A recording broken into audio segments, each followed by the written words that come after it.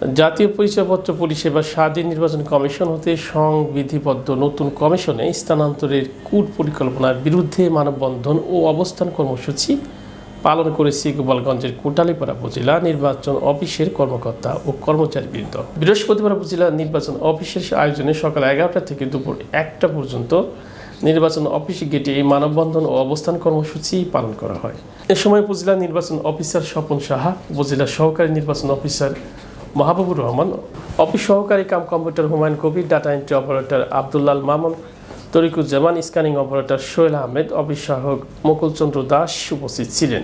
উপজেলা নির্বাচন অফিসার স্বপন সাহা বলেন, জাতীয় পরিচয়পত্র পরিষেবা স্বাধীন নির্বাচন কমিশন হতে সংবিধিবদ্ধ নতুন কমিশনে স্থানান্তরের কূট পরিকল্পনার বিরুদ্ধে আমাদের এই মানববন্ধন ও অবস্থান কর্মসূচি।